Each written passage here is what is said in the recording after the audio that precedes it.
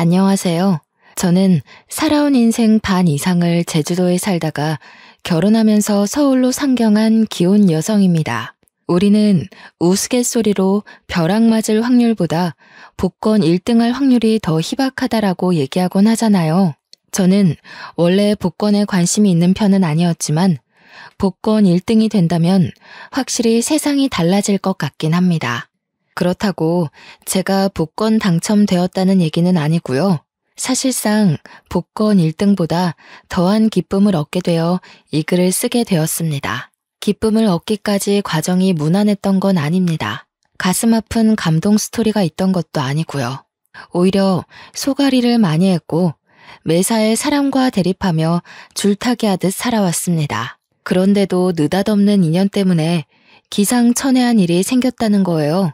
주위 사람들은 저더러 좋은 마음을 갖고 살아서 복받은 거라고 하는데 저는 아직도 제게 주어진 것들에 어안이 벙벙하기만 합니다. 세상에 이런 일이 또 있을까 싶어요.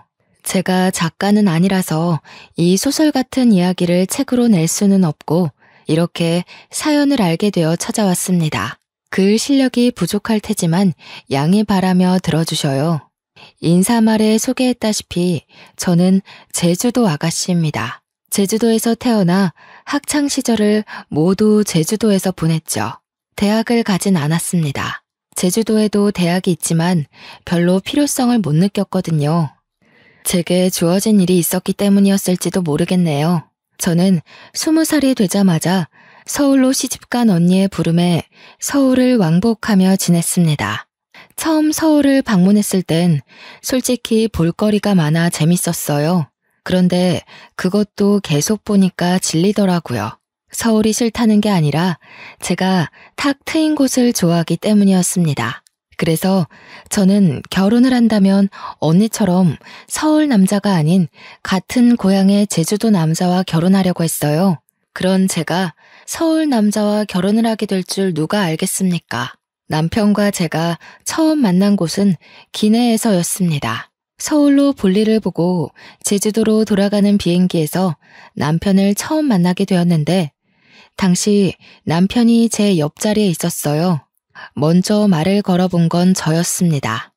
남편이 제주도 지리가 그려진 팜플렛을 들고 있길래 고향 짬밥으로 오지랖 좀 피웠던 거죠. 제주도 관광 가시나 봐요? 서귀포 갈치도 맛있는데 저기 에어릅 쪽 갈치가 진짜 장난 아니에요. 방송도 타졌어요. 절대 후회 안 하실 거니까 갈치 먹을 거면 에어릅 가세요.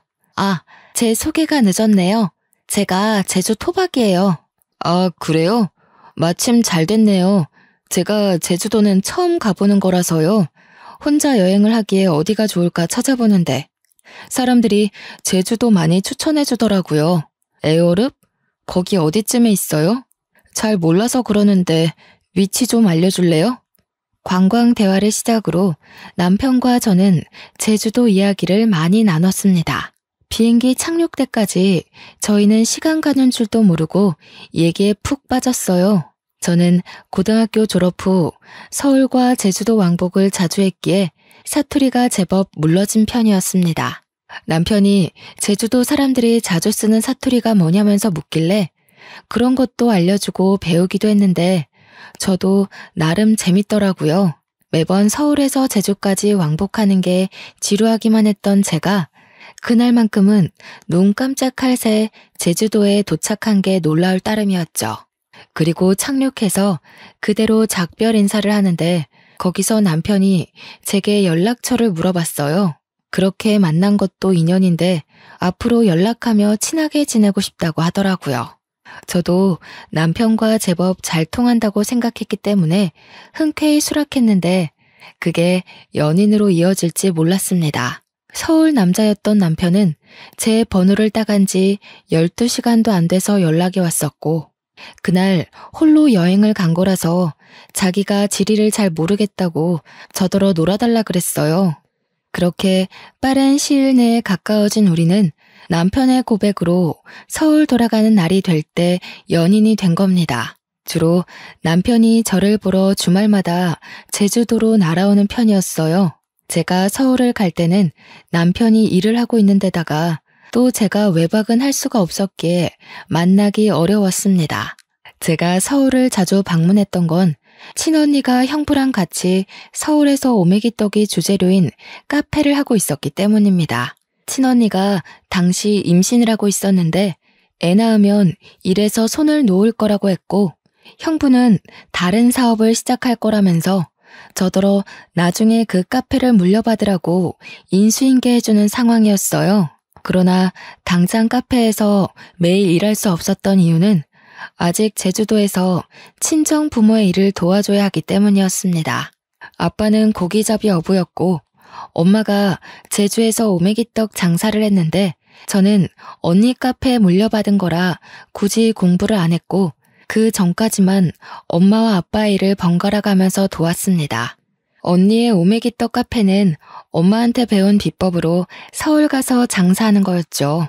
어쨌든 그렇게 남편이 주말에 제주도로 오면 하룻밤 자고 올라가고 그랬습니다. 친정 부모님이 보수적이기 때문에 제가 외박을 할 수 없어서 밤늦게까지만 같이 놀다가 남편은 모텔에서 숙박하고 저는 집에서 자는 데이트를 이어갔어요. 그러길 반복하다 보니 남편이 저더러 하루 종일 같이 있고 싶다고 저랑 있으면 생기가 돋고 즐겁다면서 결혼하자고 하는 겁니다. 당시 제 나이가 32살이긴 했지만 그때의 삶에 만족했기에 결혼에 대해선 생각도 해본 적 없었습니다. 원래 청혼은 이렇게 당황스러운 건가 싶었지만 저도 남편을 너무 좋아했기 때문에 깊게 고민하지 않고 결혼을 약속하게 되었죠. 결혼의 시작은 합가였습니다. 제가 모은 돈이 적기도 했고 시모 말이 제가 살림을 할 줄 모르니까 합가부터 시작을 하라고 하더라고요. 남편은 저한테 결정권을 줬기에 제 대답이 곧 답이었는데 저는 시모의 제안을 수락했습니다. 남편에게 더 좋은 아내가 되고 싶어서 시모한테 살림을 배워야겠다고 생각했거든요. 시부는 워낙 바쁜 사람이라 항상 새벽 일찍 나가고 저녁 늦게 들어온 사람이었는데요. 사업장의 오너라고 했으니까 어쩌면 당연한 거였어요. 그래서 시부는 제가 거의 얼굴 마주할 일이 별로 없었습니다. 거의 일주일에 3번 볼까 말까 했어요. 결혼식 때 말고는 인사도 제대로 나눠본 적이 없어서 효도하고 싶어도 기회가 전혀 없었어요. 남편은 시부를 너무 신경 안 써도 된다고 하더라고요. 원래 바쁜 사람이라서 누가 챙겨주는 것도 아마 부담스러워 할 거라고 말이죠. 그때부터 저는 시부의 안부를 굳이 궁금해하지 않았습니다. 저는 시집을 가면서부터 친정 일을 못하게 된 대신 친언니 카페로 매일 출근을 할 수 있는 여건이 되었는데요. 이제부터 출근을 하겠다고 시모에게 미리 알렸더니 시모가 그것을 못마땅해 하더군요.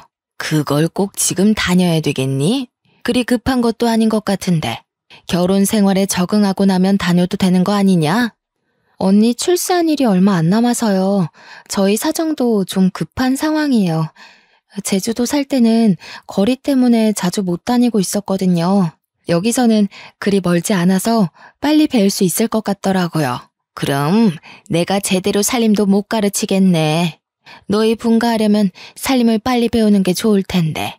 섬에서 올라왔으니 모르는 게 많을 거 아니야. 서울집이랑 섬집은 많이 다르다. 예, 네가 제주도에서 어떤 집에 살았는지 모르겠는데 서울 아파트는 그런 데랑 차원이 달라서 배워야 할 게 수두룩해. 언제 다 배워서 네 남편 챙기려고 그러니? 제가 서울집을 안 가봤겠습니까? 저희 친언니 부부네 집이 서울입니다. 대화를 좀 하다가 알게 된 거지만 시모는 제가 제주도 섬에서 올라온 처녀라는 것에서 수준 차이 난다고 생각하고 있었어요. 아무리 꼬질꼬질하게 있어도 서울 사람은 귀티가 나고 아무리 치장을 해도 섬 사람은 빈티가 난다는 생각이더라고요. 그건 조금만 대화를 해봐도 느껴지는 부분이었습니다. 당연히 불쾌했죠. 그러나 시모가 제게 직접적으로 욕하는 것도 아니었고 은근히 무시하는 경향으로만 툭툭 던졌던지라 제가 대놓고 시모 말에 불쾌함을 드러내기가 애매했어요.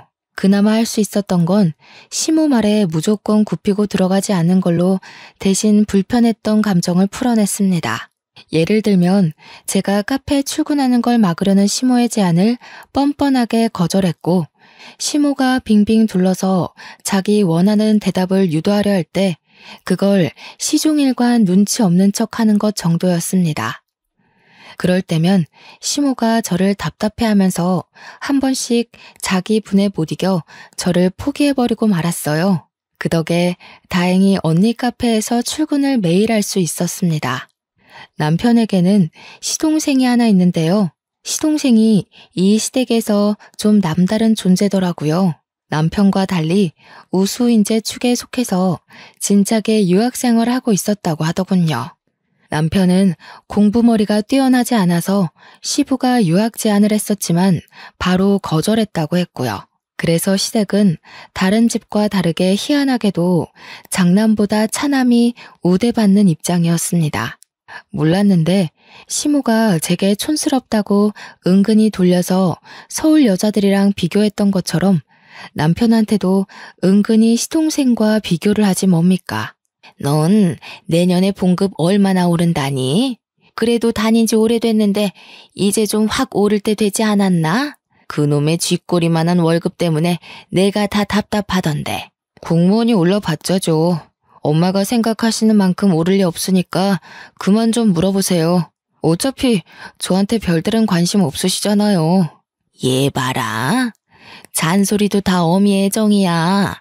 내가 진작에 사업 하나 해보라고 했잖니. 요즘 같은 세상에 공무원 하나 해가지고 뭐 해먹고 살래?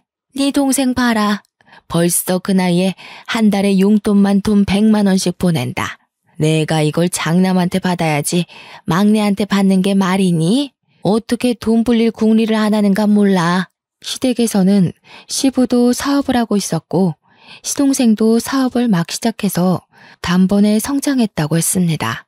그런 집안에서 남편만 공무원으로 안정직에 있는 상황이었는데요. 어떤 집안에서는 공무원이 남편 감으로 딱 좋다고 칭송하는데 시모는 돈이 확확 튀면서 졸부같이 사는 걸 좋아하는 것 같았습니다. 그렇다고 제가 친언니의 개인 사업을 물려받는 건 또 안 좋아했어요. 혹시라도 제 사업이 잘 돼서 자기네 식구보다 잘 나갈까봐 염려하더라고요. 무조건 자기 집에서 성공하는 사람이 있어야 된다고 보는 듯 했습니다. 남편은 내성이 생긴 건지 시모 말에 대강 대답할 뿐 별다른 감정을 드러내지 않았습니다. 옆에서 듣기만 해도 제가 대신 화가 나는데 정작 당사자가 가만히 있으니 제가 뭐라 나설 수는 없겠더라고요. 그래서 주로 뒤에서 남편을 위로해주기만 했습니다. 어머님 말 너무 신경 쓰지 마. 공무원은 뭐 아무나 되는 줄 아나? 내 친구는 공무원 시험 벌써 3번이나 떨어졌어. 공무원 경쟁률 장난 아닌데 어머님은 아무것도 모르면서. 나 신경 안 써. 원래 저런 사람이야. 나 때문에 당신이 신경 쓰는 것 같은데 당신이야말로 내 걱정은 마. 그래도 걱정해줘서 고마워. 당신이 옆에 있어서 내가 좀 숨 쉬어진다. 남편이 자기는 사춘기를 지나고부터는 시모의 잔소리를 그러려니 체념하고 산다고 했어요. 별로 타격도 없대요. 그러면서 시부가 자기 공무원 꿈을 응원해줬는데 그것만으로 충분하다고, 시부는 오히려 사업하는 시동생 걱정으로 마음 졸인다고 했습니다. 시부가 사업을 하는 사람이기에 사업의 위험성을 잘 알고 있어서라고 했어요. 자꾸 이렇게 자리 없는 시동생 얘기가 나오니까 결혼식에서도 본 적 없는 시동생이 문득 궁금해지더라고요. 남편한테 슬쩍 물어봤더니 남편 말로는 시동생이 똑똑한데 얼굴도 자기보다 잘생겨서 잘나긴 했다고 하더군요. 얼마나 잘났길래 시모가 저리 차별을 하는 건가 괜히 샘통이 났습니다.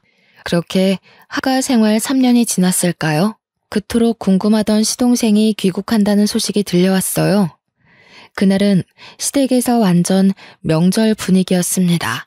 시동생이 온다니까 저도 들뜨긴 했는데 한편으로는 남편이 걱정되는 겁니다. 시동생이 완전 한국으로 정착하러 온다는데 없는 사람과도 제 남편을 그렇게 차별했잖아요. 그런데 같이 살기까지 하면 얼마나 더 비교를 하겠어요? 불안과 호기심에 저는 그날 카페 일도 안 나가고 시모랑 같이 음식을 준비했습니다. 그렇게 저녁 시간이 되었는지도 모르고 진수성찬을 차리고 있었는데요. 퇴근하고 온 남편을 제가 반기기도 전에 시모가 먼저 잔소리를 해버리지 뭡니까? 너는 좀 일찍 맞춰서 공항까지 동생 좀 태우고 오지. 오늘 네 동생 오는 날이라고 했잖아. 애가 지금 비행기 오래 타서 피곤할 텐데 택시 타고 오는 중이란다. 공무원이 어떻게 일찍 맞춰요? 제가 월차 연차 낸 적은 있어도 어디 마음대로 일찍 퇴근하는 거 봤어요? 지난번에도 말씀드렸던 것 같은데요. 그러니까 말이다. 네가 진작에 사업을 해서 대표 자리 떡하니 맡고 있었으면 시간 구애받지 않았을 거 아니냐. 우리 집 남자들 사주는 죄다 사장인데 너는 누굴 닮아서 그렇게 도전 정신이 없니? 이쯤 되니까 저는 얼굴도 모르는 시동생이 궁금한 걸 넘어서 참 얄미웠습니다. 남편이 익숙해져 괜찮다고 했지만 어느 누가 비판받는 것에 적응이 되겠습니까? 아마 그건 마음속 관역이 닳고 닳아서 화살이 그냥 통과될 만큼 너덜너덜해진 걸 거예요. 마침내 시동생이 도착했고 초인종 소리에 시모가 불이 나게 달려갔습니다. 아이고 내 새끼 고생 많았다. 세상에 왜 이렇게 말라졌어? 밥도 제대로 못 먹고 일만 한 거 아니야? 요리하는 사람 좀 고용해서 끼니를 제대로 챙기지. 아무리 그래도 거기 음식 자체가 내 입맛에 안 맞더라고. 엄마가 해주는 밥 먹고 싶어서 죽는 줄 알았어. 그래서 더 빠진 건가? 근데 형은? 몰라. 동생이 왔는데 나와보지도 않네. 일단 손부터 씻고 와서 앉아. 엄마가 너 좋아하는 걸로 잔뜩 차려놨어. 남편이 퇴근한 뒤 아직 씻고 있었기에 남편 대신 제가 나가서 시동생에게 인사를 했습니다. 남편이 시동생을 잘났다고 엄청 자랑을 했었잖아요.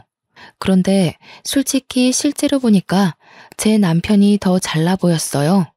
일단 외적으로는 제 남편이 더 키가 컸고 체격이 좋았습니다. 시동생은 좀 마르고 허여멀건한 데다가 약간 멸치상이었어요.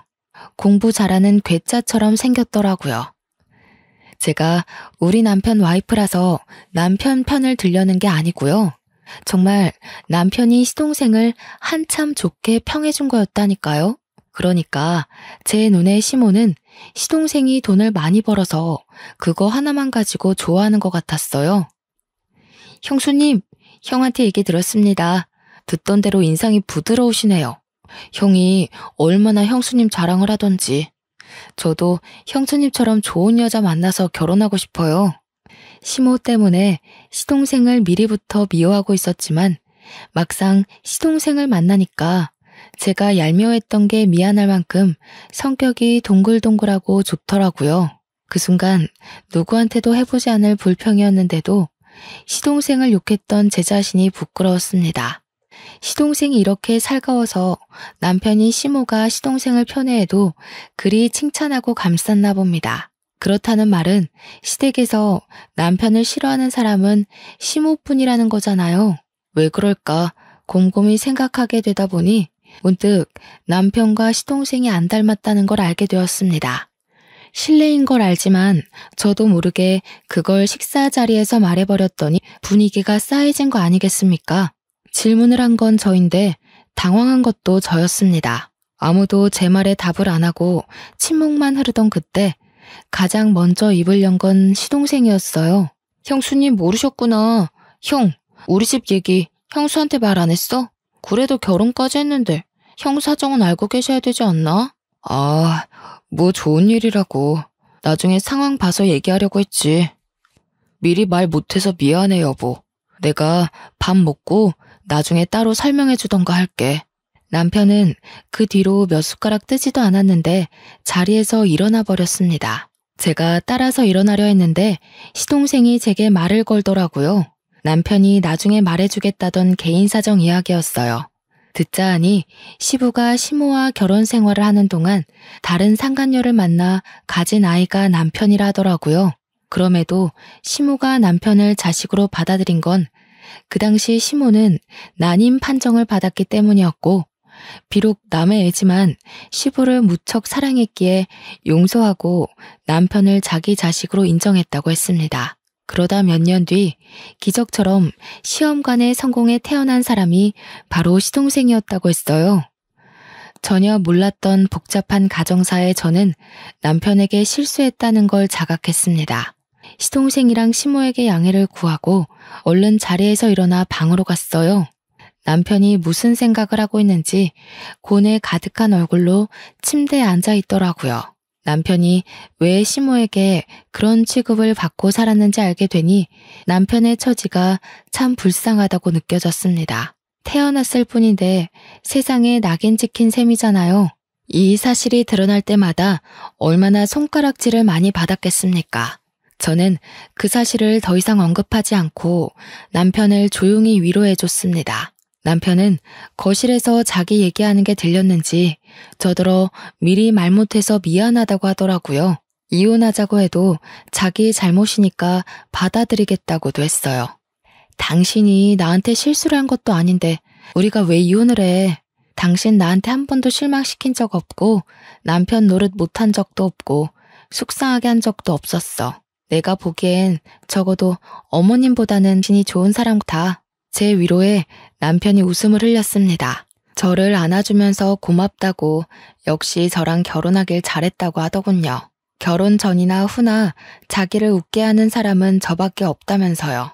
남편과 저는 저희 나름대로 스스로 마음을 보호하면서 지냈는데요.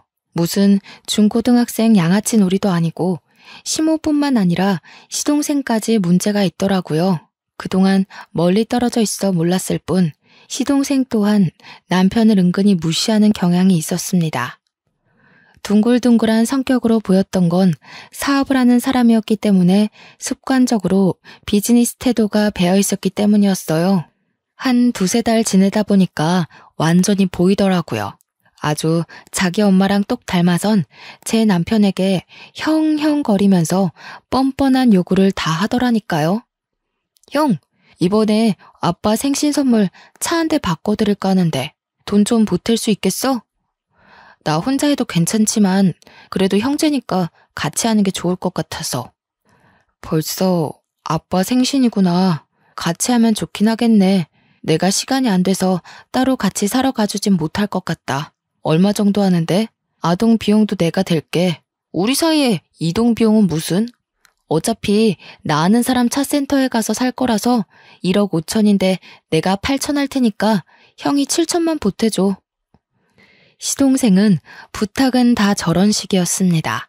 갖가지 그럴싸한 이유를 들먹이며 남편의 주머니를 털려고 했어요. 그럴 때마다 남편은 할 수 있는 선에선 보탬이 되었지만 저렇게 몇 천이나 보태어야 하는 일엔 매번 고개 숙이며 미안하다고 하는 게 사과하기 일쑤였습니다. 그러면 시동생은 자기 작전에 성공했다는 듯 으쓱거리면서 남편의 사정을 몰랐던 척했어요. 아, 깜빡했다. 형 공무원이지. 요즘 주변에서 억소리 나는 사업주들만 만나다 보니까 형 공무원이라는 걸 생각 못했네. 미안해. 이런 식으로 아주 거만하기 짝이 없게 남편을 놀려주고 떠나더라고요. 시모처럼 대놓고 구박하는 것도 아니고 남편 생각하는 척하면서 교묘하게 사람 속을 뒤집어 놓는 거 아니겠어요? 남편 말로는 시동생이 큰돈 만지는 사람이다 보니까 진짜 자신의 주머니의 사정을 깜빡해서 그러는 거라고 생각했는데 제 눈에는 아무리 봐도 시동생의 괘씸한 고의로 보였습니다. 시동생이 오기 전에는 시모 한 명이 남편을 괴롭혔다면 이제는 그 스트레스가 2배가 되어버린 것 아닙니까? 남편은 제가 끼니를 잘 챙겨주고 따로 건강영양제까지 챙기는데도 갈수록 기운이 빠지고 수척해졌습니다. 이게 다 시모랑 시동생 때문이라고 생각했어요. 차라리 저를 괴롭혔으면 좋겠다고 생각할 정도였다니까요. 남편 없을 때는 제게 고나리질하지만 남편이 있기만 하면 시모와 시동생의 목표물은 남편으로 돌아섭니다. 제가 뒤에서 남편에게 위로하고 챙기는 것도 한계가 있었어요.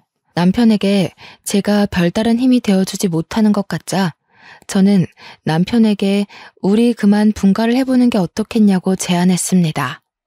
우리 대출 받아서 분가하자. 같이 모으고 있던 돈까지 합치면 작은 집 정도는 구할 수 있잖아. 당신 이렇게 기운 없어지는 거 못 보겠어. 이대로면 나 당신 말도 안 듣고 어머님이랑 도련님한테 싸움 걸지도 몰라. 저는 제주살이를 하면서 어릴 때부터 아빠와 엄마의 직장을 놀이터처럼 놀러 다녔다 보니 진상인 사람들을 익숙하게 봤습니다. 그때마다 제가 부모님 지키겠다고 7살 어린 나이에 어른에게 주먹질을 하고 그랬어요. 그래서 부모님께도 많이 혼이 났었어요. 혹시라도 제가 다른 데 가서 사고를 칠까봐 걱정해서였겠죠. 오랜만에 진상인 사람들 만나니까 과거에 들끓던 에너지가 올라오는지 저는 정말 시모랑 시동생과 다툼을 일으킬 것 같았어요. 남편을 위한 것도 있지만 제가 살기 위해서라도 분가를 하고 싶었습니다. 남편은 생각해보겠다고 하더니 하루 뒤에 바로 긍정적인 답변을 주었어요. 그 뒤론 망설이지 않았습니다. 하루라도 빨리 시모와 시동생을 남편과 떼어놓고 싶어서 저녁 식사 자리에서 얘기를 했어요. 저희가 분가를 하겠다고 시모에게 알리자 역시 예상했던 대로 시모는 돈도 없는 것들이 살림 동낼 생각 있냐고 성질을 부렸습니다. 버는 사람 따로 있고 쓰는 사람 따로 있어? 혹시라도 우리한테 손 벌릴 생각이면 말하라. 지금 애비랑 동생이 돈 잘 번다고 콩고물 좀 떨어지지 않을까 생각하나 본데 절대 그럴 리 없다. 우리가 알아서 할 거니까 엄마는 신경 쓰지 마세요. 손 벌릴 생각 없으니 분가할게요. 아버지한텐 제가 따로 연락드리겠습니다. 왜 그래 형? 내가 와서 불편해서 그래? 그럼 그냥 형이 있어. 내가 따로 독립할게. 형 돈도 없으면서 왜 굳이 바보 같은 짓을 해? 이럴 때면 진짜 나이 거꾸로 먹는 것 같다. 바보? 시동생의 섬나는 발언에 저는 남편의 아내로서 더 이상 듣고만 있을 수 없었습니다. 그래서 저도 모르게 제주살이 하면서 억세졌던 성격이 불쑥 튀어나와 버렸지요. 다들 돈 하나름 쥐어줘 보거나 그런 말씀들 하세요. 맨손에 맨입으로 돈 없네 마네. 남의 주머니 사정 놀리지 마시고요. 그렇게 돈이 많으면 좀 뿌려보시든가요. 그래야 우아하면서 입 벌리고 부러워하기라도 하죠. 맨날 말로만 떵떵거리지 큰돈 만진다는 게 진짠지 아닌지 알 수가 있나? 뭐라고요? 형수님, 무슨 말씀을 그렇게 하세요? 아무리 섬 구석에서 덜 배우고 컸다지만 저도 엄연히 시댁 사람입니다. 말 가려주세요. 공무원이라고 무시하는 요즘 세상에 시댁 사람, 친정 사람이 어딨대요? 지금은 명절도 안 챙기고 다들 여행 가기 바쁜 시대예요. 시댁 사람은 무슨? 어머, 얘가 오늘따라 왜 이러니? 너 약 먹었어? 그게 무슨 말버릇이야? 세상에 어느 며느리가 너처럼 어른 앞에서 입을 함부로 놀린다니? 어머님도 그러시는 거 아니에요. 어머님 친구 없으시죠? 제가 볼 땐 사람들이 어머님이랑 대화 조금 해도 다 떨어져 나갈 것 같은데. 그래서 더 돈으로 치장하고 사람들 마음 사려는 거죠? 시모는 제 말에 뒷목을 잡으면서 벌떡 일어났습니다. 제 얼굴로 올려는 손을 남편한테 붙잡히는 바람에 화만 버럭 냈어요. 그날은 제가 시댁을 들어오고 시댁에서 처음으로 대판 말다툼이 벌어진 날이었습니다. 제가 굽히지 않으니 상황은 극에 달하기까지 했는데요. 급기야 시동생이 시부한테 연락해서 시부까지 일을 중단하고 시댁으로 찾아오는 사태가 벌어졌어요. 저희가 얼마나 시끄럽게 싸움을 하고 있었으면 시부가 들어오는 소리를 못 들었지 뭡니까. 시부가 고함을 치는 바람에 저희 다툼이 무 자르듯 뚝 끊겨버렸습니다. 하필 제가 건방지게 막 소리를 지르고 있던 때라 저만 순식간에 죄인이 된 기분이었어요. 그리고 태세 전환 빠르게 들어간 시모는 주저앉으며 눈물을 터뜨렸고 시동생은 지 엄마를 달래줌으로써 저는 더 악질 며느리처럼 보이게 되었죠. 시부를 오랜만에 얼굴 마주하는 건데 이 꼴을 보여버렸으니 면목이 없어 고개를 숙였습니다. 동네 창피하지도 않아? 도대체 뭐야? 뭔데 일하는 사람까지 불러서 싸움 구경하게 해? 어디서 나이값 못하고 개싸움을 하고 있냐고. 그때 시동생이 시부를 불렀기에 시동생이 먼저 발언권을 가졌는데요. 아빠, 형수가 나더러 큰돈 만지는 거 구라 아니냐고 거짓말쟁이로 만들더라고. 아빠가 나 사업자금 대줬잖아. 그래서 내가 그거 아빠한테 다 갚았잖아. 증언 좀 해줘. 시부에게 혼나게 생겼다고 각오를 하고 있던 그 순간 시부가 시동생의 싸다구를 훅 날리는 거 아니겠어요? 찰진 소리에 모두가 깜짝 놀래서 숨을 죽였고 시모도 우는 척을 관두고 얼른 일어나 시동생을 살폈습니다. 절딱선이 없는 것. 내가 돈으로 잘난 체 하는 일 없도록 하라고 했지. 나는 아들이라고 봐주는 것도 없다. 철없이 굴면 바로 호적에서 제명이야. 어디서 사업하는 사람이 함부로 허세를 부려? 왜 애 얼굴에 손을 대요? 잘못한 건 큰애네인데 왜 우리 애한테 그러냐고요? 당신 매번 우리 애한테만 차별할 때 내가 얼마나 속상한지 알아요? 시끄러워. 다른 사람 변명 다 필요 없다. 도대체 이게 무슨 난리인지 며느리가 얘기해보거라.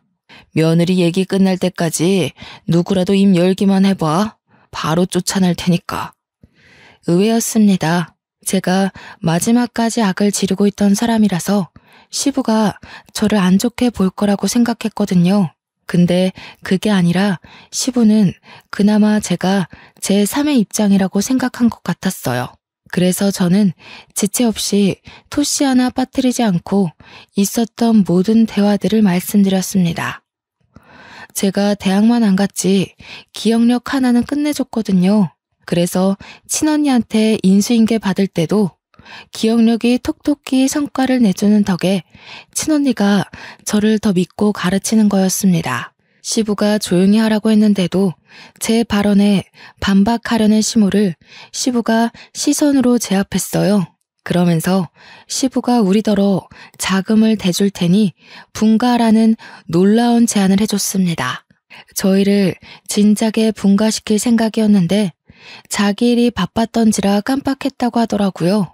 시모는 그 소리에 배가 아팠는지 날고 기면서 돈 아깝게 왜 우리 돈으로 쟤네 분가를 시키냐고 시부에게 호소했습니다.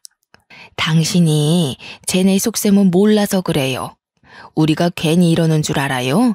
당신 돈 있는 거 알고 공짜로 돈 구해내려고 그런 거라고요. 엄마, 그만 좀 하세요. 이 사람 여기저기 돈 구하는 사람 아니거든요. 엄마 같은 사람이랑 달라서 사람밖에 구해본 적 없는 사람입니다. 모욕하지 마세요. 사람 같은 소리 하네. 사람은 뭐 아무나 구하는 줄 아니? 차라리 돈 구한다고 하는 게 훨씬 현실 같겠다. 애들 장난도 아니고 그런 것도 변명이냐? 유치해서 정말. 어머님처럼 돈 생각만 하는 사람들은 생명을 구한다는 말에 괴리를 느끼겠죠. 제정신 바뀐 사람들은 어머님 같은 사람 옆에 두질 않아요. 이거 보이세요? 어머님은 누굴 구하다가 이런 상처까지 감수해 보셨어요? 뭐든 어머님 기준에 안 맞다고 함부로 판단하지 마세요. 시모에게 눈에는 눈, 이에는 이로 공격하다 보니 저도 모르게 숨겨놨던 흉터를 드러내게 되었습니다.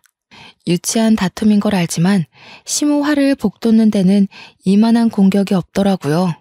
제 흉터를 보고 시모가 살짝 흠칫하긴 했지만 또 자기만의 해석으로 맞대응을 하려고 했는데요.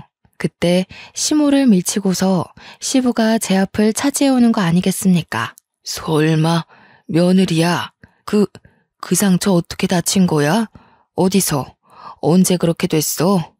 너 제주도에서 살았다고 했었지? 설마 그게 그 흉터랑 관련이 있니? 예? 이건 제주도에서 한 13년 전인가? 아빠랑 같이 낚시 나갔다가 우연히 물에 빠진 사람을 구했었는데 그때 다쳤어요.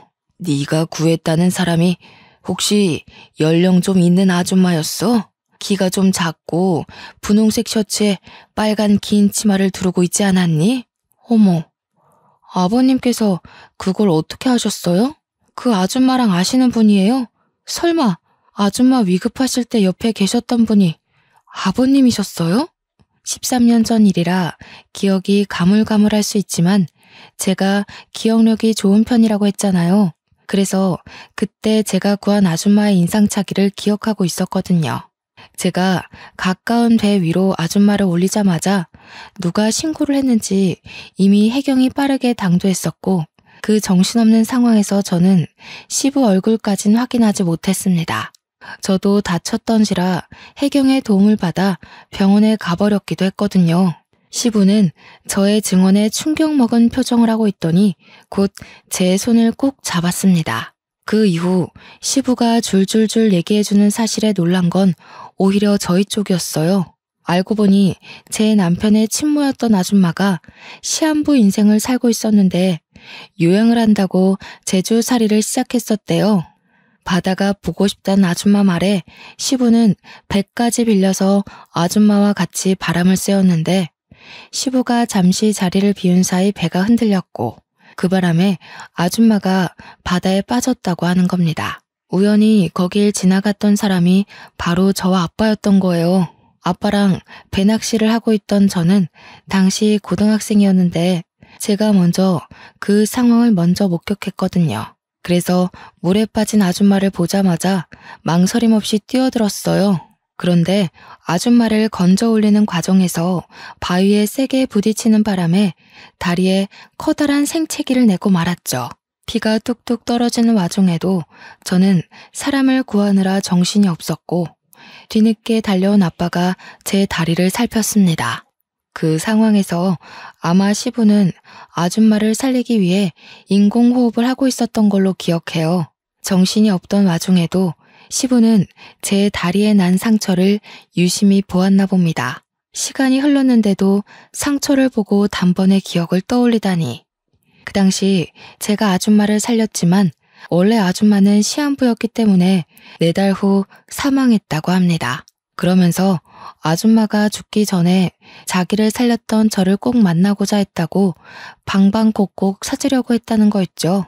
그런데 저를 찾기란 쉽지가 않았고 아줌마는 결국 저를 만나보지 못하고 세상을 떴답니다. 충격적인 과거를 읊어주면서 시부는 눈물까지 흘렸습니다. 내가 너를 얼마나 찾았는데 이렇게 바로 옆에 있는 줄도 몰랐구나. 내가 지지리도 바보였다. 며느리로 둔 지 수년째인데 이 사실을 이제 알다니. 저는 시부와 그 아줌마가 관계 있다는 사실에 놀란 것도 있지만 제가 시동생한테 들었던 내용과는 이야기가 달라서 혼란스러운 것도 있었습니다. 그러니까 시부의 상간녀 스토리는 제대로 알고 보니 시모가 전부 거짓말로 지어낸 스토리였어요. 원래는 시부가 시모가 아닌 아줌마랑 먼저 혼인한 사이였는데 이미 몸이 안 좋은 채로 결혼을 강행했던지라 아줌마는 일부러 시부와 혼인신고는 하지 않았다고 했고 아이를 낳고서 더 악화된 건강 때문에 제주도를 가게 되었다고 합니다. 그리고 제주살이 한 지 한 달 만에 그 사고를 당해 아줌마의 컨디션은 급속도로 저조했다고 해요. 자기의 죽음을 예감한 아줌마는 시부한테 빌게 된 소원이 하나 있었는데 그게 바로 시부의 재혼이라고 했답니다. 시부와 아줌마는 서로 많이 사랑하는 사이여서 아줌마가 시부 혼자 남겨진 걸 가장 걱정했대요. 그래서 꼭 재혼을 했으면 좋겠다고 했다지 뭡니까. 시부가 서류상에는 첫 결혼으로 보이겠지만 사실상 시모와 재혼을 했던 거였습니다. 시부는 아줌마의 마지막 소원을 들어주기 위해서 당시 아줌마의 요양보호사로 있던 시모와 계약 결혼을 했고 아줌마는 그걸로 이제 시부 걱정 않고 마음 편히 눈을 감았다고 했어요. 이 사실은 남편도 처음 듣는 것 같았습니다. 한 여고생이 물에 빠진 자기 친모를 살렸다는 얘기를 시부한테 들은 적 있었던 남편은 그게 저라는 사실에 그저 벙쪄 있었더라고요. 그리고 다른 의미로 시모랑 시동생도 충격을 먹은 채 입을 다물고 있었어요. 그러니까 결과적으로 지금 제게 시모인 저 사람이 아줌마의 요양보호사라는 거잖아요. 대단한 사모님인 척 하던 저 아줌마가 원래는 우리 남편처럼 월급쟁이였다는 거 아닙니까? 어이없어서 웃음이 나왔는데 이런 뒷이야기는 시동생도 처음 알았나 봅니다. 자기 출생 비밀과 출신이 생각보다 형편없다고 생각했는지 자기 엄마한테 분노를 느끼고 있었어요. 사실상 손가락질 받아야 할 사람이 우리 남편 쪽이 아니라 자신 쪽이라는 사실을 자각한 것 같더라고요. 시동생은 시모한테 불같이 화내면서 따지고 있었습니다. 그러거나 말거나 저랑 시부와 남편은 시모 쪽과는 다른 세상에 있었어요. 아무래도 먼저 간 정원 엄마가 너를 알고 며느리로 들인 게 아닌가 싶어. 어떻게 이런 인연이 다 있을 수 있니? 내가 어떻게 이리 소중한 사람을 몰라봤을까? 아니야, 아버님. 저는 할 일을 했을 뿐인걸요. 아줌마가 살아계셨다면 좋았을 것을. 그래도 아버님 말씀하시는 거 들어보니까 아줌마가 정말 좋으신 분이었다는 게 느껴져요. 고맙구나. 내가 이제 먼저 간 정은 엄마한테 얼굴 들 수 있겠어. 그리고 사돈댁에도 곧 인사를 드리러 가야겠다. 내 은인이 우리 집에 들어왔는데 내가 이대로 가만히 있을 수가 없지. 여전히 당황스러운 전개였지만 사실을 받아들인 저는 오히려 아줌마가 돌아가신 것에 유감을 표했습니다. 그리고 시부는 제게 만나면 꼭 보상할 거라 기다리고 있었다면서 잠깐 방에 들어갔다 나오셨는데요. 손에 쥐고 온 건 다름 아닌 통장이었습니다. 돌아가신 아줌마의 유언이기도 하다면서 저에게 그 통장을 주더라고요. 그게 아줌마 사업장을 정리하고 남은 돈의 일부라는데 아줌마 말로는 꼭 자신의 은인에게 답례를 하고 싶어 했다고 했어요. 얼떨떨하게 받은 그 통장을 열어보는 순간 저는 소스라치게 놀라서 다시 시부에게 통장을 돌려줬습니다. 소소한 답례라기엔 너무 큰 돈이었거든요. 회사의 오너였다는 아줌마가 제게 일부만 남겼다는 그 유산은 무려 31억 원이었습니다. 한 번도 본 적 없던 숫자이기도 했고 너무 큰 돈이라 받을 수 없다고 바로 돌려줬는데 시부는 너무 완강했어요. 13년 전부터 이미 이 통장은 제 돈이었다고 자신은 주인을 찾아줬을 뿐이라고 하더라고요. 손이 떨리는 액수였지만 시부의 대쪽 같은 부탁에 저는 결국 그걸 받게 되었고 시모는 조용히 숨죽이고 있더니 제가 통장을 받자 갑자기 배가 아파서 죽으려고 하더군요. 시모는 곧 시부한테 이혼 요구 당했어요. 아마 제가 그대로 일러바친 발언들을 믿어주는 듯 했습니다. 제가 거짓말할 사람은 아니라는 걸 시부가 알아봐준 덕일 겁니다. 결국 시부모는 이혼을 했어요. 시부가 소송 비용 드리고 싶지 않으니 조용히 도장 찍으라고 하는 걸 저와 남편은 곁에서 구경했습니다. 시모의 초라한 처지를 보고 있자니 남편 복수가 완벽하게 된 기분이라 시원했어요. 그리고 시동생은 시부의 씨를 받은 몸이라서 시부가 시동생이 갖고 있는 사업장만 주는 걸로 하고 집에서는 내쫓겼습니다. 그날이 시댁 사람들과 처음 다툰 날이었는데 그게 마지막 다툼이 되어버린 셈이었네요. 저와 남편은 굳이 분가를 하지 않고 시부를 모시고 살게 되었어요. 시부가 자기는 신경 안 써도 된다고 했는데 제가 합가 생활하면서 시부 생활 패턴을 봐왔기에 시부만 두고 분가를 할 수는 없었습니다. 시부는 밥도 잘 안 챙겨 먹고 회사에서도 대충 직원들이 챙겨주는 샌드위치나 김밥 같은 것만 드시더라고요. 그래서 제가 도시락을 챙겨드려야겠다는 생각으로 남게 되었어요. 시부는 처음에 저더러 고생스럽게 왜 그러냐고 하지 말라고 했는데 제가 고집을 꺾지 않으니 어느 순간부턴 도시락을 꼬박꼬박 챙겨가시더라고요.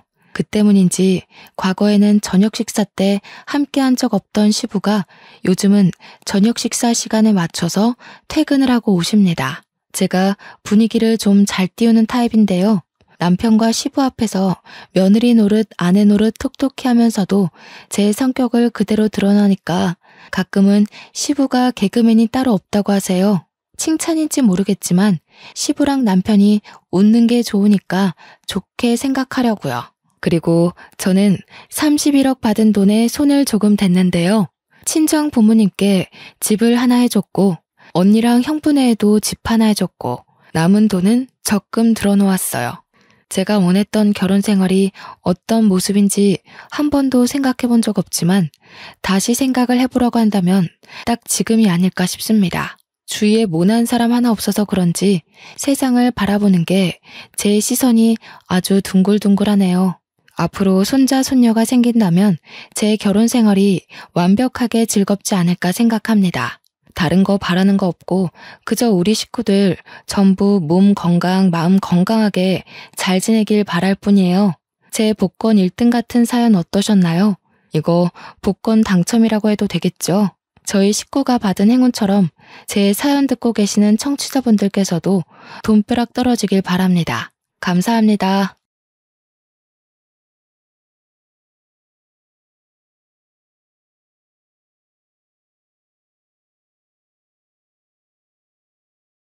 안녕하세요. 저는 공대를 졸업하고 지금은 둘째를 임신해서 태교에 집중하고 있는 40대 여자입니다. 제가 들려드릴 이야기는 저에게 불과 몇 년 안 되어 일어난 일들이며 사건의 일부는 현재 진행 중입니다. 그래서 더욱 사연을 올리기가 두렵기도 하고 주변에서 알아볼까봐 자세하게 쓰기 어려운 점 이해 부탁드려요.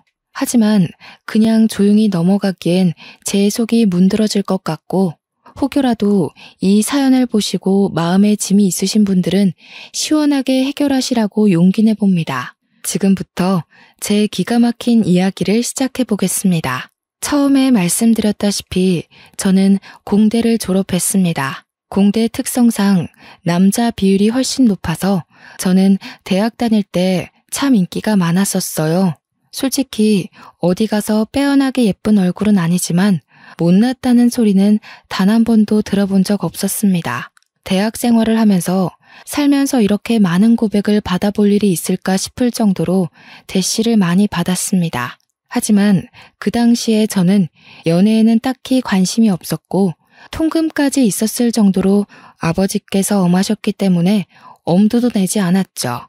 보통은 제가 한두 번 거절하면 다들 물러서곤 했는데 딱 한 선배만큼은 제가 귀찮을 정도로 저한테 들어붙었습니다.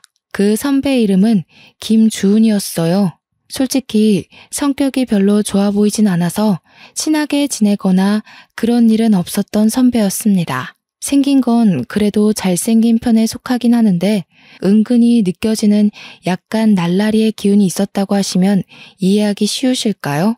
굳이 성격 이야기를 한 건 툭하면 후배들 불러다가 인사 안 한다고 기합 같은 걸 주기도 하고 억지로 동기들에게 술을 먹이기도 하고 그랬어요.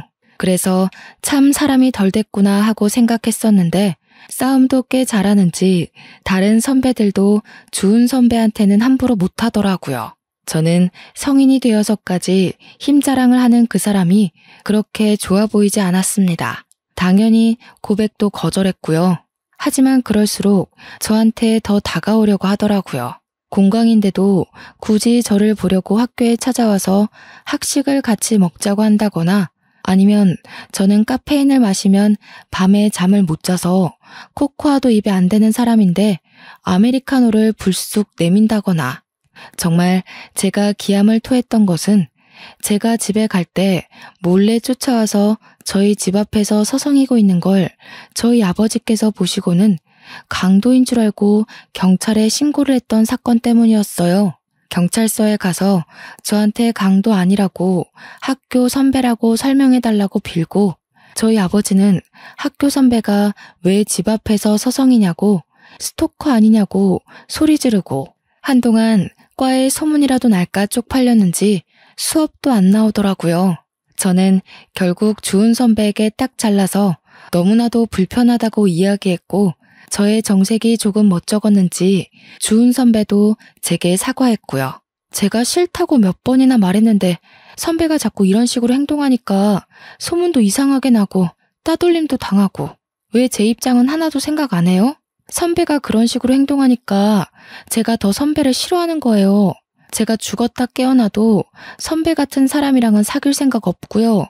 선배랑 저랑은 아예 결이 다른 사람이라고요. 제 말에 충격이었는지 주은 선배는 기분 나쁘다는 표정을 지었고 뭐라고 더 말하려는데 저는 휙 돌아서 그 자리를 피했습니다. 그 뒤로 정말 마주칠 일 없게 수업을 잘 들었고 1학년을 마치고 종강 파티를 하게 되었어요.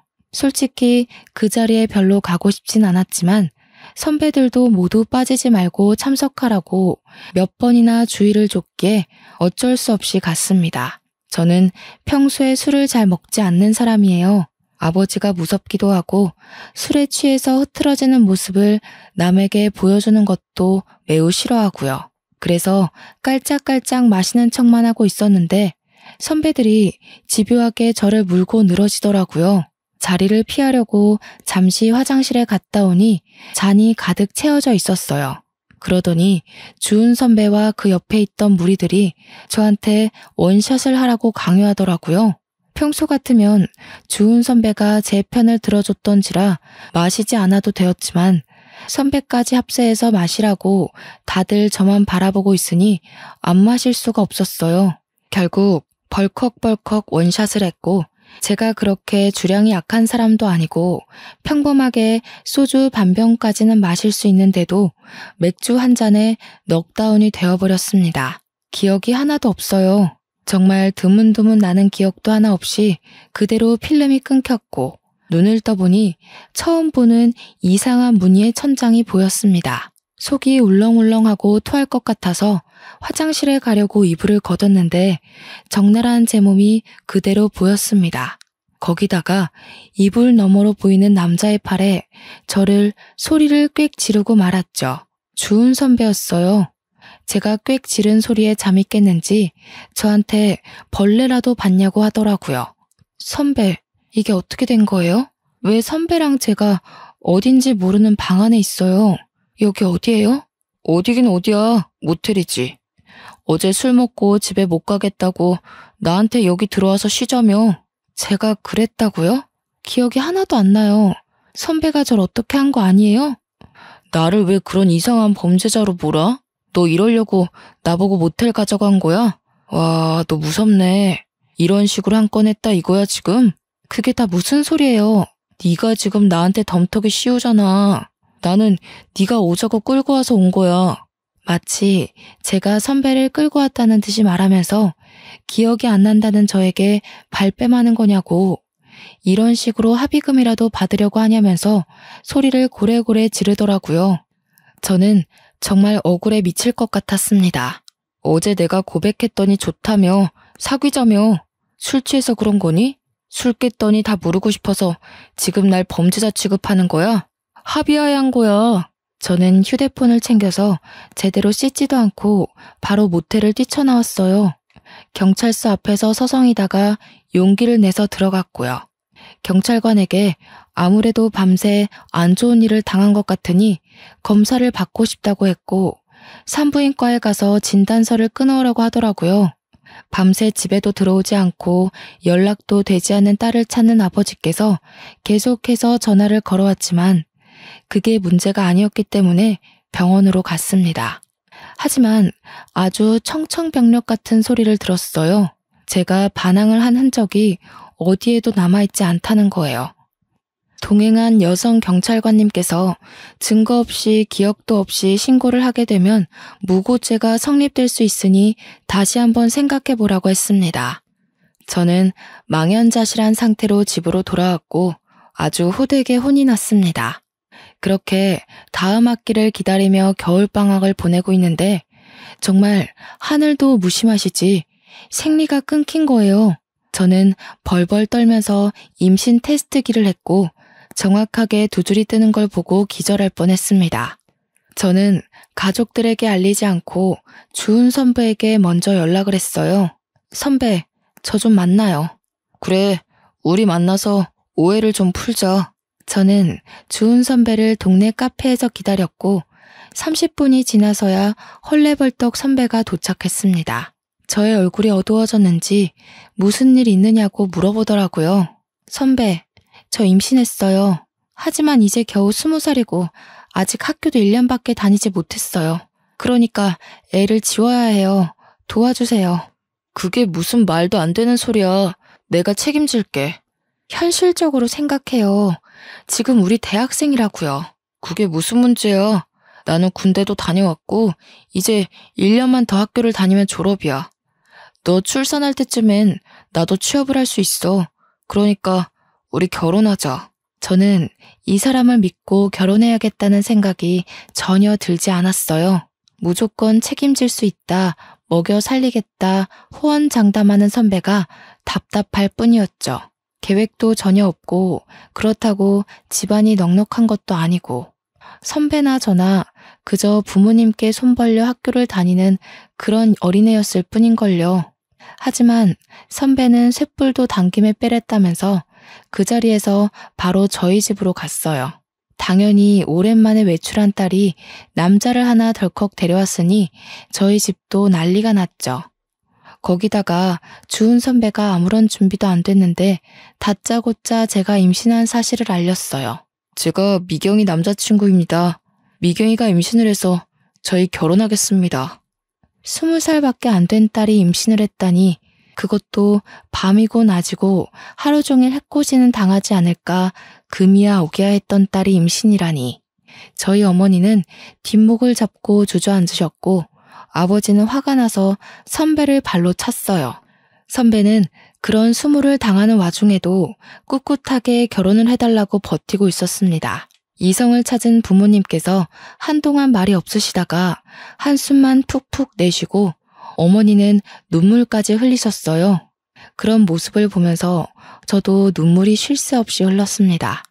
하지만 이미 임신은 했고 남자는 결혼하겠다고 하는 마당에 저희 부모님께서 뭘 더 어쩔 수 있었겠어요. 저에게 후회하지 않겠느냐 물었고 저는 아무런 대답도 못했습니다.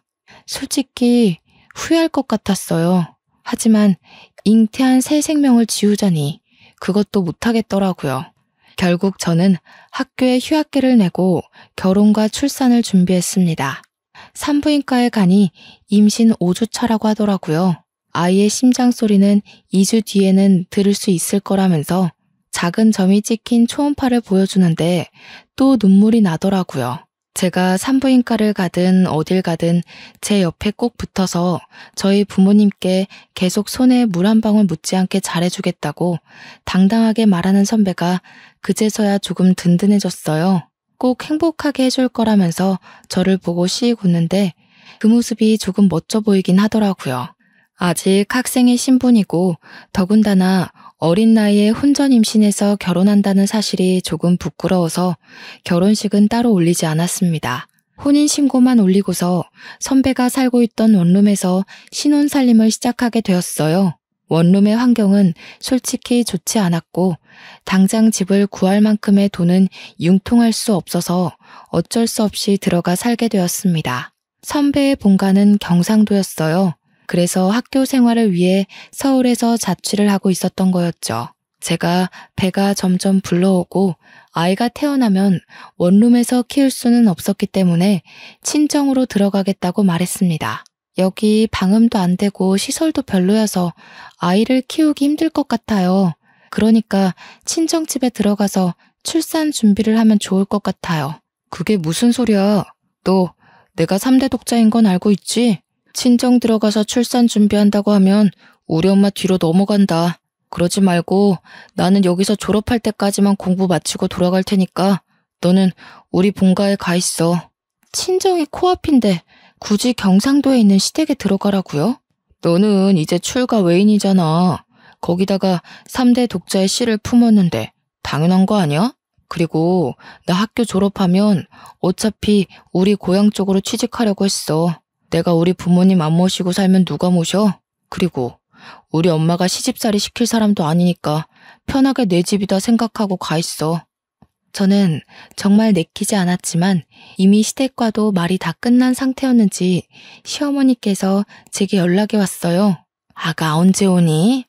미리 집도 다 정리해 두었단다. 짐부터 먼저 내려보내든가 어른들 너무 오래 기다리게 하는 거 아니다. 저는 그 말에 어쩔 수 없이 친정의 좋은 말로 포장해서 경상도에 홀로 내려가게 되었습니다. 만삭의 몸을 하고 내려가니 처음에는 너무나도 잘해주셨어요. 여기가 천국이다 싶을 정도로 먹고 싶은 거 다 해주시고 어머님이 식당을 운영하셔서 그런지 정말 손맛이 좋았습니다.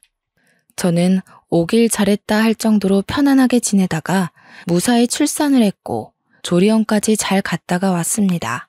저희 부모님께서도 그 사이에 2번 다녀가셨고요. 떡두꺼비 같은 아들을 낳아오자 시댁에서는 경사가 따로 없다면서 잔치까지 열어주셨어요. 출산하느라 고생했다면서 값비싼 가방도 하나 사주셨고요.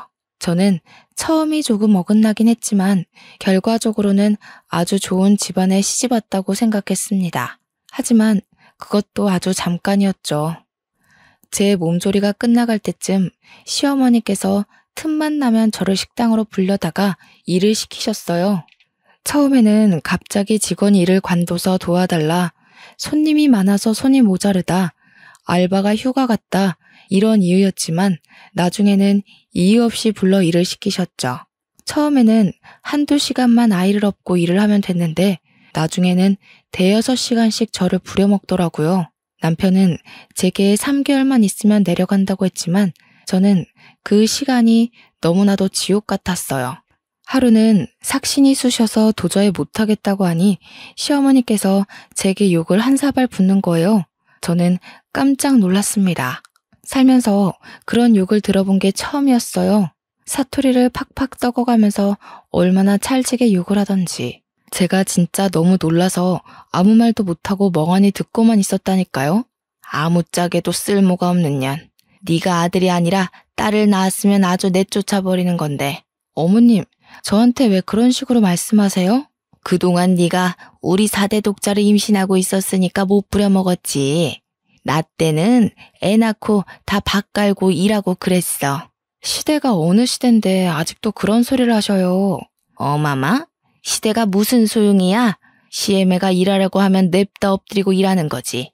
애기 안고 도대체 찌개를 왜 못 날려? 서울 깍쟁이는 이래서 안 된다고 혀를 끌끌 차셨죠. 저는 성취하는 몸으로 다리가 퉁퉁 붓는 것을 느껴가면서 일을 했습니다. 조금만 버티라던 남편은 주말에 내려오지도 않았어요. 저는 학교 선배들과 동기들에게 잘 지냈느냐면서 안부 연락을 하면서 혹시 주은 선배는 학교 생활 잘하느냐고 물어봤죠. 학교 사람들은 제가 남편과 결혼해서 아이를 낳는다는 사실을 아예 모르고 있을 거라 생각했어요. 제가 아무에게도 말 안 했거든요. 주은 선배? 선배야 뭐 늘 잘 있지. 맨날 술 먹고 놀러 다니고. 진짜 저러고서 어떻게 졸업하나 싶다. 논문을 쓰느라 바빠서 못 내려오겠다던 남편은 맨날 술 먹고 놀고 있다고 하더라고요. 그때 느낀 배신감이란. 역시 사람은 화장실 들어갈 때랑 나올 때랑 다르다고 하더니 틀린 말 하나 없었어요. 근데 미경이 너도 참 걱정이 많겠다. 나? 갑자기 왜? 너 주은 선배 애 낳았다며. 학교에 소문 쫙 났어. 뭐 필요한 건 없어? 야, 아무리 그래도 나한테 말은 했어야지. 얌전한 고양이가 부뚜막에 먼저 올라간다더니 언제 임신까지 한 거야? 저는 머리통을 망치로 한 대 맞은 것 같은 기분이 들었습니다. 솔직히 아무도 몰랐으면 하는 바람이 컸거든요. 일단 20살에 임신을 했다는 것도 좀 그랬고요. 제가 그렇게 피했던 남편이랑 결국 결혼까지 했다는 것도 좀 부끄러웠고요. 저는 대꾸하지 않고 나중에 연락하겠다고 하고 전화를 끊었습니다. 그러자 동기한테 문자가 오더라고요. 읽을까 말까 하다가 문자 메시지함을 딱 열었는데 정말 속이 상했죠. 근데 주은 선배 솔직히 너무 별론 거 알지? 너에 대해서도 안 좋게 이야기하고 다니더라.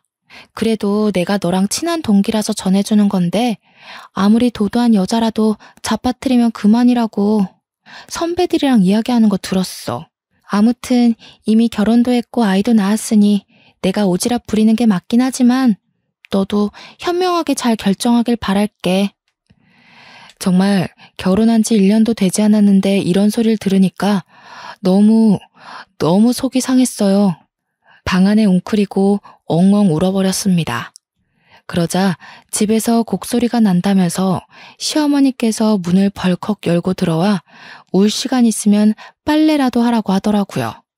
정말 도망치고 싶었습니다. 바로 남편에게 전화를 걸었습니다. 학교에서 도대체 무슨 말을 하고 다니는 거예요? 무슨 소리야. 내가 무슨 소리를 뭘 하고 다녔는데. 논문 쓰느라 바빠. 어제도 술 먹고 놀았다면서요. 내가 다 들었어요. 너 동기들 시켜서 나 감시하고 다니니? 진짜 무섭다. 감시라뇨? 동기들이 나한테 현명한 선택을 하래요. 나에 대해서 안 좋게 말하고 다닌다면서요. 아무리 도도해봤자 잡아뜨리면 그만이라고 그렇게 말하고 다닌다면서요. 와, 어떤 새끼가 바로 일렀지? 야, 어차피 너 내 애도 낳았고 우리 혼인신고도 해서 정식 부부잖아. 이제 와서 네가 할 수 있는 현명한 선택이 뭔데? 우리 엄마가 전화해서 그러더라. 너 요즘 몸 아프다고 식당 일도 안 돕는다며? 자고로 시집 왔으면 시댁 살림에 제대로 신경 쓰고 살아야지. 가서 식당 일도 척척 도와드리고 빨래랑 설거지도 좀 하고. 그래야 이쁨을 받을 거 아냐. 네가 나한테 시집 와서 잘한 게 뭐가 있어? 아들 낳은 거? 그것도 내 씨가 좋은 거지. 네가 잘한 게 아니라. 맞지? 저는 남편과 통화가 끝나자마자 친정아버지께 전화를 걸었어요. 오랜만에 딸에게 전화가 와서 신나게 전화를 받으신 아버지께서 딸이 엉엉 울고 있으니 무슨 일이냐며 당장 말하라고 하시더라고요. 지금 남편이 제게 한 말, 시어머니께서 제게 한 행동을 모조리 다 일렀습니다. 아버지는 짐부터 싸놓고 기다리라고 하셨어요. 당장 내려가겠다면서 저를 끌고 갈 테니 4시간 정도 걸릴 거라고 어머니와 함께 가겠다고 하시더라고요. 저는 울면서 빨리 와달라고 했고 전화를 끊자마자 재빨리 짐을 챙겼습니다. 아이가 먹을 분유와 우유병, 기저귀도 넉넉하게 챙기고 방 안에서 꼼짝 않고 아버지를 기다렸어요. 4시간하고도 30분이 더 지나자 밖이 소란스러웠고 저희 부모님께서 도착하셨다는 걸 알게 되었습니다. 저는 황급히 뛰쳐나가 아이부터 어머니께 안겨드렸어요. 시어머니는 이게 다 무슨 일이냐면서 어이없어 하셨고요. 우리 애 당장 데려가겠습니다. 밑도 끝도 없이 잘해주겠다는 말에 고민하면서 시집을 보낸 건데 이게 다 무슨 짓입니까? 아니, 내가 뭘 어쨌다고 우리 집 와서 이런 소란을 피우십니까? 사돈어른. 사돈이라고 하지도 마시오. 우리 귀한 딸 데려다가 밭일이 뭐 어쩌고 어째요? 거기다가 식당 일까지 하라 그랬다고요? 욕도 하고. 우리 집 식구가 되었으니 같이 돕고 살자는 거죠. 그리고 아이는 왜 데려가려고 그래? 우리 집 4대 독자야. 절대 못 줘. 애가 물건입니까? 주고 말고 하게. 애는 엄마랑 있어야죠. 아버지는 시어머니의 팔을 확 뿌리치고는 가방을 챙겨서 저와 아이를 차에 태우셨습니다. 시어머니는 당연히 난리가 났죠. 당장 내 손주 내놔라 하면서 소리를 쳤지만 아버지는 차 문을 잠가버리시고는 집으로 출발하셨습니다. 저는 아버지 차 안에서 정말 꿀잠을 잤어요. 그렇게 맘 편히 잔 것도 참 오랜만이었습니다. 집에 도착해서 엄마가 차려주는 밥상을 보니 정말 제가 불효를 저질렀다는 걸 알게 되었죠. 눈물이 자꾸만 나와서 밥을 못 씹겠더라고요. 그런 저를 보면서 아버지도 눈물을 슬쩍 훔치셨고요. 아이를 봐줄 테니 들어가서 푹 쉬라는 말에 정말 오랜만에 울고불고 보채는 아가를 어머니께 맡기고 방으로 들어와 단잠에 빠졌습니다. 그간 몇 시간 못 자고 일하고 애보고 정말 힘들었는데 내 집에서 푹 자도 된다는 생각을 하니 깊게 아주 오래 잠이 들었어요. 뭔가 쿵쾅거리는 소리에 눈을 떠서 휴대폰을 보니 다음날 오전 11시더라고요. 정말 14시간 정도를 깨지 않고 푹 잔 거예요. 그래서인지 몸도 상쾌하고 좋았습니다. 휴대폰에 찍힌 남편의 부재중 통화 40통을 보기 전까지요. 소란스러움에 후다닥 거실에 나가보니 시어머니께서 짐을 바리바리 싸들고 거실에 앉아 계셨어요. 아버지와 어머니는 화가 잔뜩 나 있었고요. 저를 보자마자 시어머니께서 아주 불쾌하다는 듯 말씀하셨습니다. 우리 집 4대 독자를 데려가고도 무사할 것 같니? 나도 여기서 좀 지내겠다. 식당도 문 닫고 왔으니 아주 시간 많아. 당장 내 손주 안 내놓을 거면 나도 너네 친정에서 너희 엄마 밥 먹으면서 편하게 좀 쉬자. 이게 무슨 몰상식한 짓이에요? 내가 가방끈이 좀 짧아요. 배운 게 없어. 어릴 때부터 식당 일 하느라 못 배웠거든. 그러니까 내 손주 내놓으시던가 아니면 나도 여기서 살 거니까 그런 줄 아쇼. 저는 정말 애를 줘버리고 싶었지만 저 똘망똘망한 눈으로 우리 어머니의 품속에 폭 안긴 아가를 보면 차마 그럴 수 없었습니다. 저는 어쩔 수 없이 남편에게 전화를 걸었어요. 남편도 이 사정을 모두 알고 있는지 전화를 받자마자 저한테 쏘아대더라고요. 그러게 왜 생각 없이 짐을 싸서 그렇게 나가고 그래? 내가 오죽 힘들었으면 그랬겠어요? 나한테 손에 물 한 방울 안 묻히게 해준다면서요. 그땐 그때고 지금은 지금이지. 됐고 이렇게 된 거 우리 엄마 따끈한 밥상이나 잘 챙겨드려. 놓친네 경상도에서 버스 타고 올라오느라 아주 힘드셨을 텐데. 몸도 좀 주물러 드리고. 아버지는 제 전화를 뺏어서 남편에게 당장 친정으로 오라고, 오지 않으면 아주 큰일 나게 될 거라고 했습니다. 남편은 아버지껜 깨갱하고 알겠습니다 대꾸하고 바로 전화를 끊더라고요. 그리고 정말 30분 만에 쏜살같이 친정집에 왔어요. 당장 사돈 어른 모셔다 드리고 와. 그리고 나서 이야기하자. 어머, 제가 왜요? 며느리 고집 제대로 꺾어야지 아니면 못 갑니다. 어디 우리 손이 귀한 집안에 시집와서 아들을 낳아놓고 도망을 갑니까? 우리 손주는 절대 못 줍니다. 저 기집애가 고집 꺾을 때까지 내가 여기 단단히 버티고 있을 거예요. 누구 보고 기집애라고 하시는 거예요? 미경아, 그동안 이런 취급 받으면서 살았던 거니? 이런 취급은 아니었고요. 미경이가 계속 고집 부리니까 저희 어머니도 어쩔 수 없는 거죠. 다들 화내지 마시고 미경이도 친정에서 몸 좀 편하게 있고 저희 어머니도 여기서 손주 보면서 식당 일도 좀 쉬시고 하면 좋죠. 장모님께서 저희 엄마 몸보신 좀 해주세요. 맛있는 거 좀 대접해 주시고. 남편의 말에 화가 나신 아버지는 남편의 뺨을 치셨고 시어머니는 그 모습을 보고 제 머리채를 잡고 난리를 치셨습니다. 제 머리채가 잡히자 저희 어머니는 시어머니의 머리채를 잡았고요. 남편은 뜯어 말린답시고 낑겨서 낑낑거렸고요. 저희 아버지는 그대로 경찰을 불렀습니다. 경찰이 오고 온 가족이 만신창인 채로 조서를 썼고요. 저희 아버지는 당장 이혼하라고 엄포를 놓았습니다. 물론 저도 이혼하고 싶은 생각이 굳건했고 시어머니만큼은 죽어도 안 된다 하셨지만 아버지께서 안 되면 소송이라도 불사하겠다 하셨죠. 경찰서까지 온 마당에 뭐가 더 두렵겠습니까? 하지만 먼저 손을 올린 게 저희 아버지였기 때문에 시댁에서는 그걸 빌미로 아이의 양육권을 달라고 요구했습니다. 결국 합의 이혼으로 끝나지 않아서 소송을 걸게 되었고요. 아버지의 사건과는 별개로 이혼 소송이 진행되었고 당연히 친권, 양육권 모두 아이가 어려 저에게 오게 되었습니다.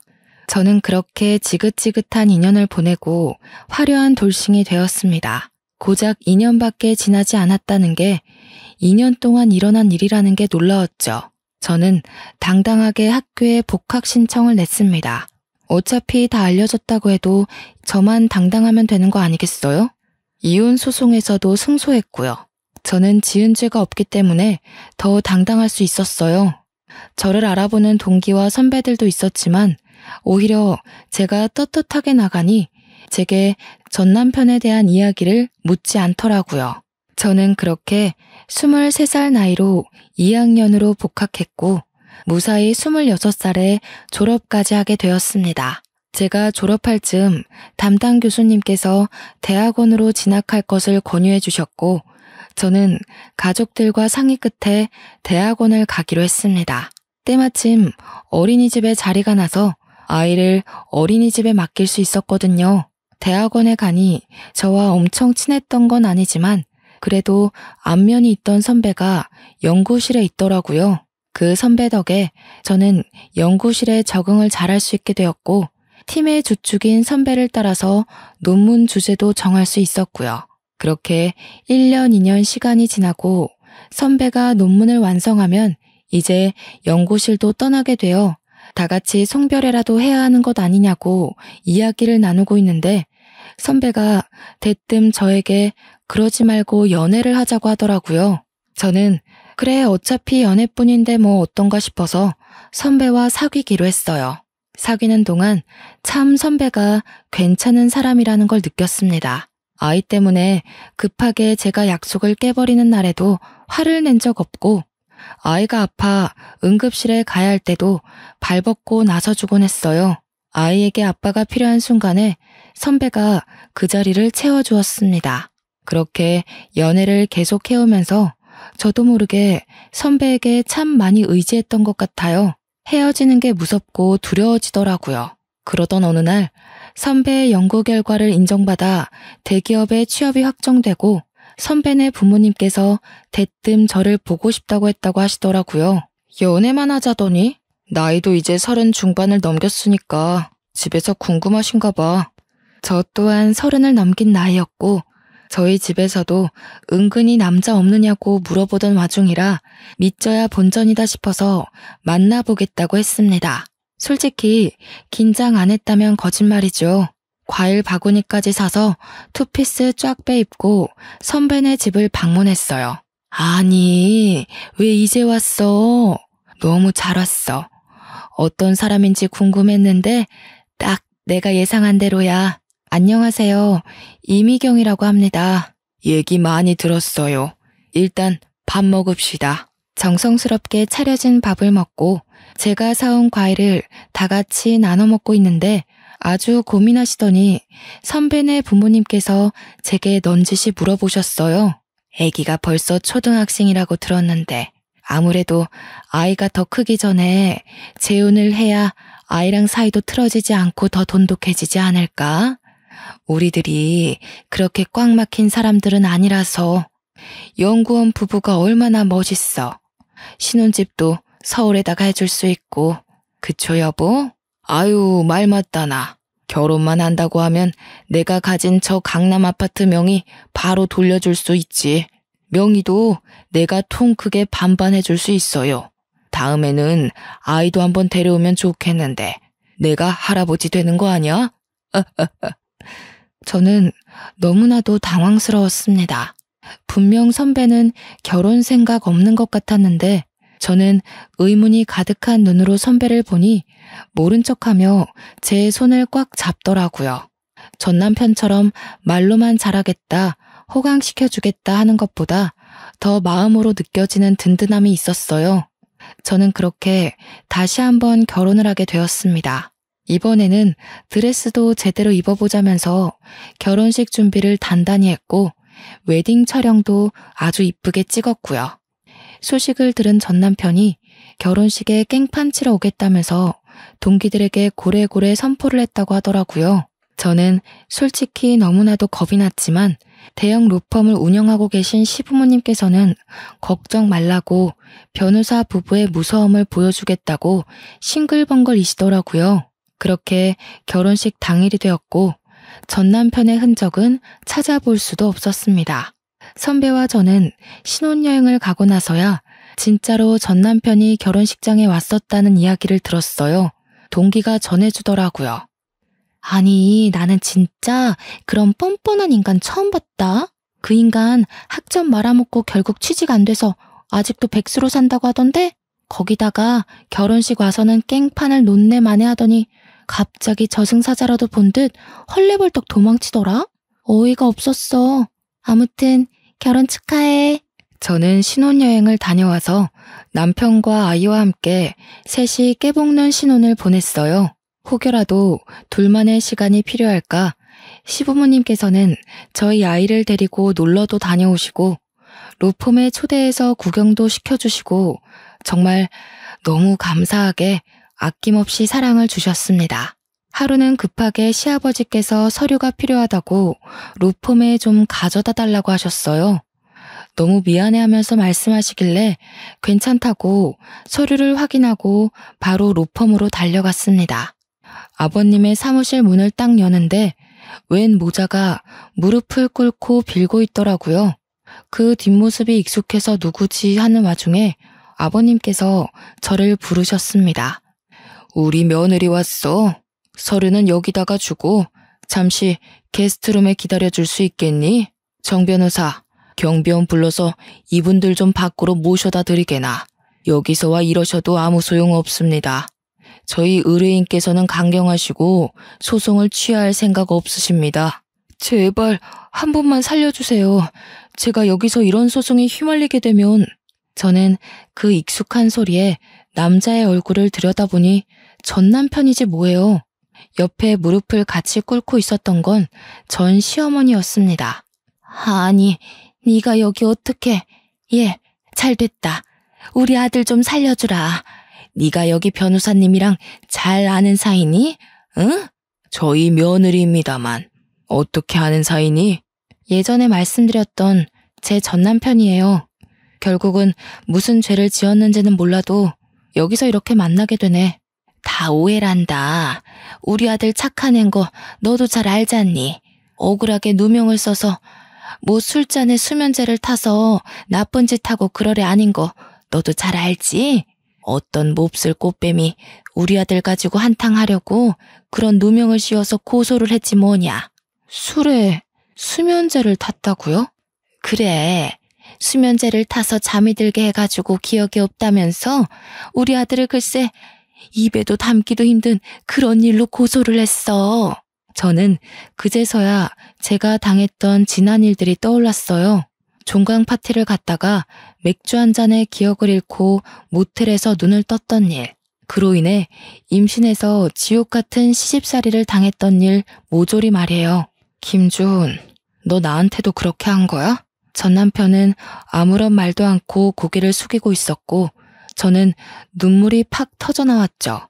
벌벌 떠는 저 모습이 진실이라는 걸 대신 말해주는 게 아니겠어요? 시아버지께서는 이 이야기를 듣고 대충 눈치를 채셨는지 아주 화가 잔뜩 나셨습니다. 이런 몹쓸, 증거도 지금 확실한 거 아시죠? 술집 가게 CCTV에 수면제를 탄 장면이 찍혀있단 말입니다. 다 오해라니까요. 오해가 아니라고요. 나한테도 그랬단 말이에요. 나는 저 사람 말만 믿고 내가 술에 취해 기억을 못하는 거라고 나 스스로를 자책했어요. 내가 우리 부모님 가슴에 대못을 박았다고 아프다고 말도 못하고 당신의 모진 시집살이를 견뎌내면서 살았다고. 아니 얘가 이제 와서 왜 다 우리 아들 탓이야? 당신 아들 탓을 한다고?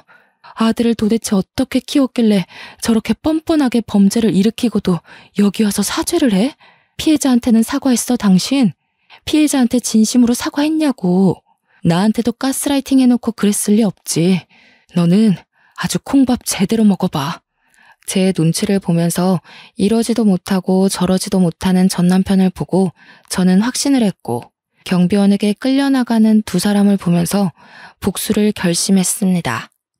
저는 시아버지에게 수치스럽지만 제가 당했던 일을 낱낱이 고했고 그간 전 남편과 같이 어울렸던 동기 선배들에게 연락을 돌려 증언을 얻어냈습니다. 이런 일이 한두 번이 아니었고 죄책감을 느끼고 있던 전 남편 친구도 있더라고요. 그래서 모든 증언을 한 곳에 모아서 결국 법정에서 증거로 제출했고 받아들여졌습니다. 당연히 전 남편은 징역 5년을 선고받았고 그 이후에 전 시댁에서 찾아와 저에게 엎드려 빌고 시부모님에게 사정사정했지만 얄짤없었죠. 이 일을 계기로 저희 아들에게도 접근할 수 없도록 접근 금지 명령도 내렸습니다. 이게 다 법조인인 시부모님 덕분에 일사천리로 진행될 수 있었죠. 아직 위자료 관련한 부분에 있어서 법원 판결이 나지 않아 기다리고 있는 중입니다. 기다리는 와중에 정말 너무나도 감사하게 저희 부부에게 둘째가 찾아왔어요. 당연히 저희 시댁에서는 경사가 났다면서 제가 침대 밖으로 나올 수도 없게 극진히 대접해주고 계시고 이런 시댁의 사랑을 받는 모습을 보고 저희 친정 부모님도 좋아하시고요. 양가가 서로 친하게 지내면서 서로를 생각해주는 모습이 딱 제가 원하던 이상적인 부부의 모습이었답니다. 저는 이 행복을 가지고 앞으로 마무리해야 할 전 남편과의 소송을 잘 이겨내 보려고 합니다. 아마 든든한 저희 시부모님 덕분에 소송에서 지게 될 일은 단 1%도 없지만 그래도 끝까지 아주 나락으로 보내버릴 예정입니다. 5년형을 받고도 반성을 하고 있는지 어쩐지 전 시어머니께서 매번 그렇게 면회를 간다고 하시더라고요. 둘이 아주 부둥켜 앉지만 않았지 울고불고 한다고 하던데 남의 눈에서 눈물을 그렇게 뽑아댔으니 지들 눈에서는 피눈물 흘려야죠. 저도 마음 아주 단단히 먹고 이겨낼 겁니다.